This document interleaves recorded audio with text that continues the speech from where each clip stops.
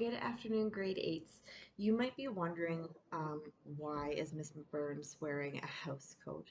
Um, I remember you guys telling me it looked like a science jacket, and it literally is the closest thing I have to a science jacket. So I'm going to pretend I'm a scientist today, show you an easy at-home experiment to talk about one of the concepts that we did learn in science class this year, and how you can use a simple at-home experiment like this for your final project that I'm so lovingly calling the Bill Nye Final Project.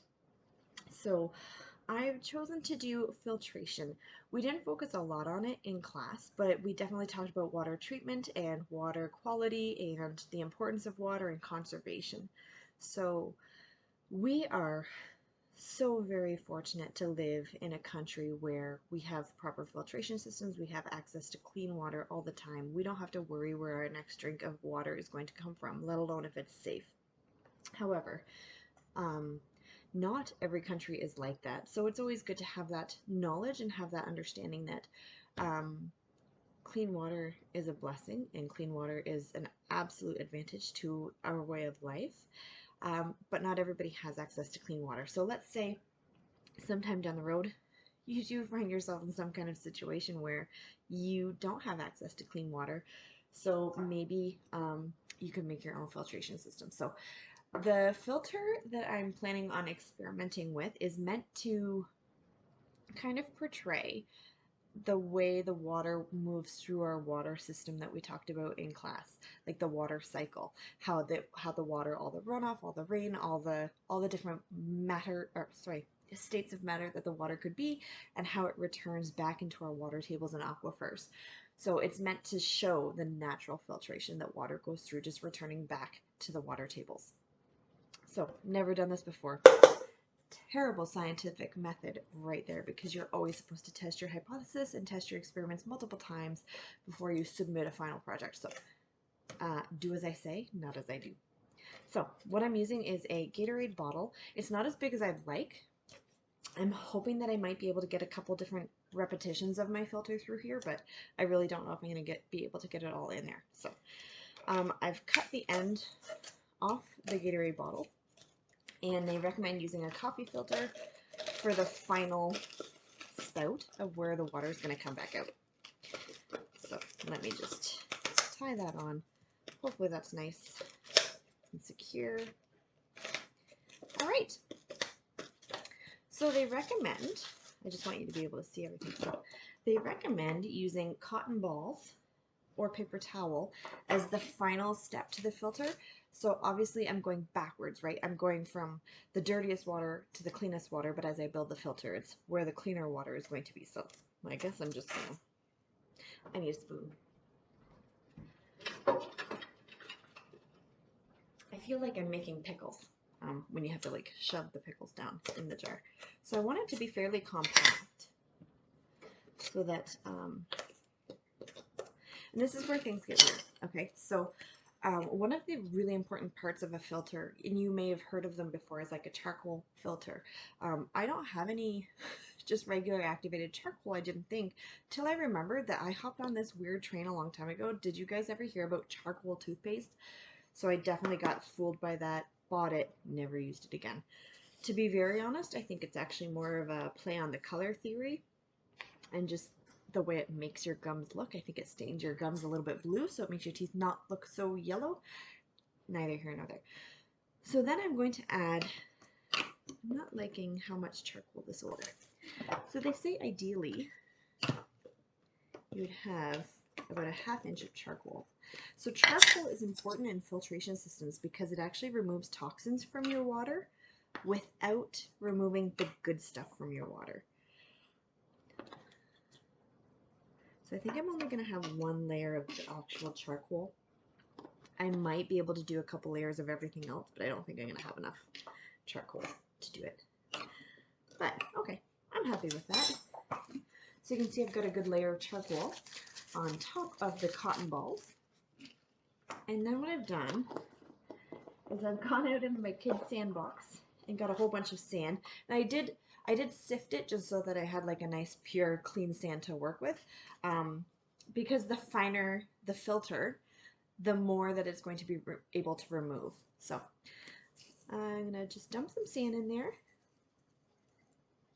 No idea if this is gonna work. I really hope so. So get the sand in there. I've put probably not quite an inch. I want a little bit more. An inch. And then what I've got here are a bunch of pebbles from my driveway. So pebbles and rocks are obviously going to work as your first layer of filter, where it's going to take out all the debris and all the little stuff that might be in your water before it hits the sand. So there is my primary filter. And because I still have space, I'm actually going to do a couple extra layers. Like I said, I'm not going to have enough charcoal to do another layer, but the more layers you have, the more chances you have of getting really nice, clear, pure drinking water. So I'm going to go in with my cotton balls again. I want to make sure that I'm really hitting all of the edges here. I want, all right.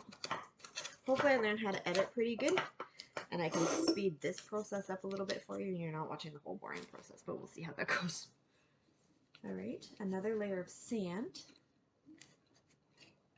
And I'm just going to do another tiny little layer of pebbles because I need some space left at the top for the water to sit, because it's actually going to take the water quite a long time to be able to get through here. All right, so there is my finished filter.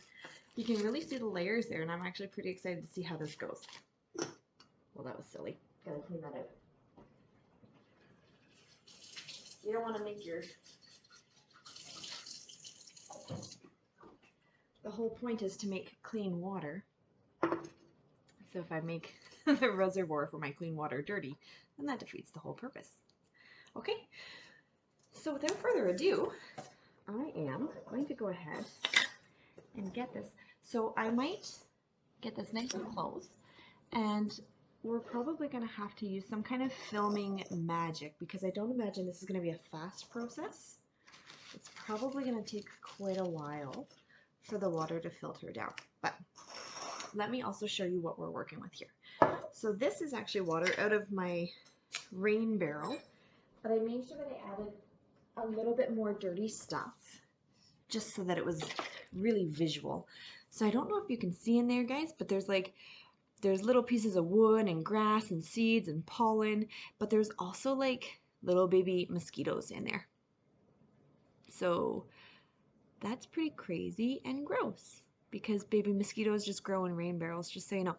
So I actually go and I filter out my baby mosquitoes all the time so that I don't have a high concentration of mosquitoes. All right, wish me luck. And let's see how clean we can make this using my trusty little filter here made of homemade stuff. I'm probably going to have to use some film magic here. I can already tell this is going to take a really long time for it to filter down.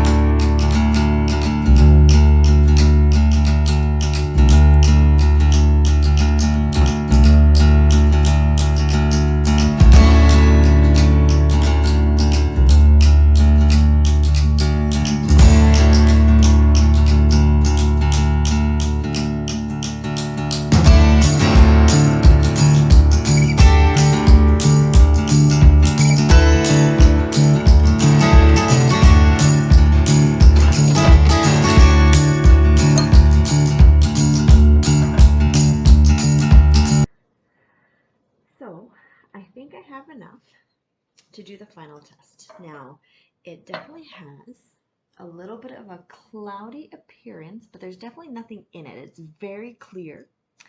Um, Now, one thing I want to say, so normally I would like test the water with some kind of there's something called a drinkable water test strip that you can just dip in water and it tells you if it's safe to drink or not.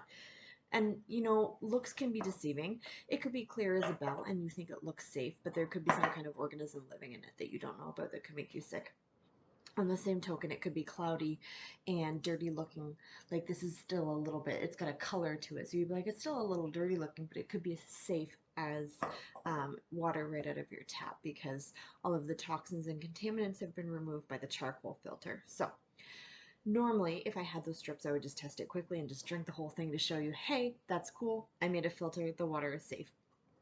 I don't have the strips, but I'm also fairly confident in where I got the water and what kind of dirt was in it, that it's still probably pretty safe for me to drink after going through the entire filter, including the charcoal. The charcoal is the important part because that does remove toxins and bacteria from the water to make it a little safer. However, that being said, I'm not going to drink the whole thing because I don't have testing strips and I don't want to take an unnecessary risk, but I am going to take a tiny little sip just to give it a taste to see, does it taste clean? And just because I feel like you guys would probably be like, that's it? She's not going to try it? So anyway, here I am. Here I go. I'm just going to go move this as carefully as I can.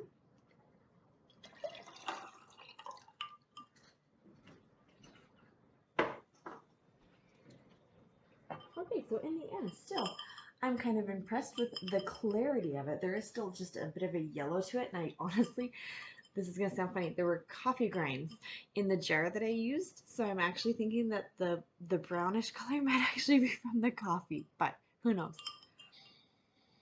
Smells fine.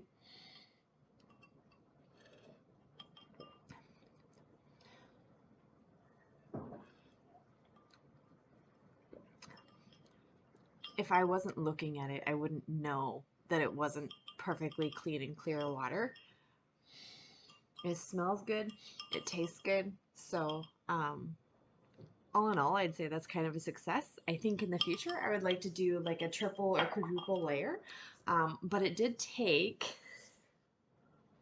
about 2 hours for that water to all go through. So obviously I edited the video and like fast forwarded it for you so you didn't have to watch the whole process. But it did take almost 2 hours to get not even a cup of cleanish water from my filter. But anyway, so what this is, guys, it's another example of how you can take everyday materials that you have in your home and a concept that we've learned and talked about in science and put it together in a video that can be kind of cool and educational for someone. So it doesn't have to be overcomplicated. This was just to help you brainstorm some ways that you can get your video for the Bill Nye Science Guy final project done.